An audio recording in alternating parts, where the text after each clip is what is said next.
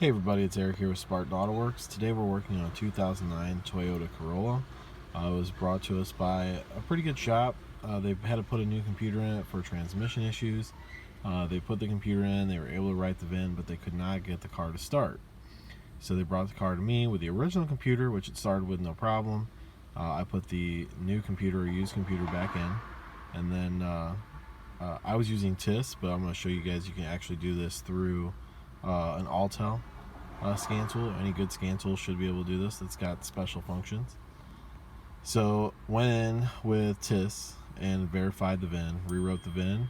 Then I went to the immobilizer, and I don't think it's required, but I don't do a lot of Toyotas, so I just went through and did everything. Erased all the keys, reprogrammed the keys, double checked that the key that I programmed, because I only had one, was this registered master key, which it was. Went and did a global health check, cleared all the codes. After the VIN write, security, key learn, all that stuff, the car still wouldn't start. Check for codes. It had one code in the engine controller for immobilizer. So the thing with Toyotas is, you have to do what's called like a handshake between the ECM and I guess the immobilizer. So it's not just coming in here and rewriting the VIN, but to demonstrate, you can go in and it's going to give you these two options. You either can read VIN or write VIN. So obviously, you're going to write a VIN to your new controller, and then go and you'll have to clear all codes, which you'll probably get a hard code for immobilizer and just the engine controller, not the immobilizer setting. And then you'll have to go and do what's called the handshake. So in order to do the handshake, it's actually pretty simple. It doesn't require any special tools. What you're going to do is go to the diagnostic port, and you want to make sure that you ground or short out pin 4 and 13. So you can use a paper clip. I use my back probes and tied them together and grounded out pin 4 and 13.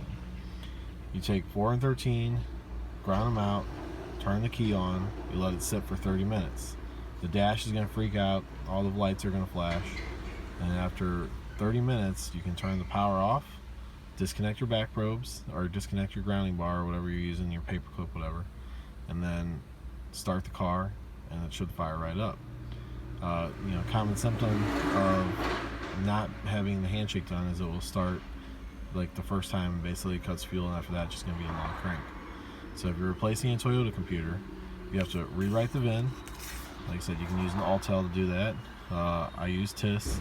Go through, I don't do a lot of Toyotas, so I just go through, clear the keys, rewrite the keys. I believe you want to let your customer know if they, if you only have one key, the second key is not going to work, it'll have to be added.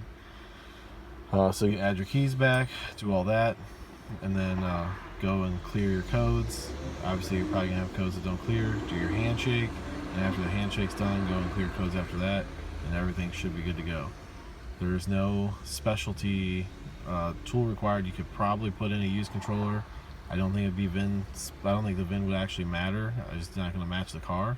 But if you use a used controller that's correct for the vehicle, you could probably do the 30-minute short of pin 4 and 13, and it would probably work just fine for you. Just the VIN wouldn't match, as long as it's a correct, I guess, calibration for the vehicle that it's going in. But if you're doing a Toyota computer, there's nothing super complicated about it.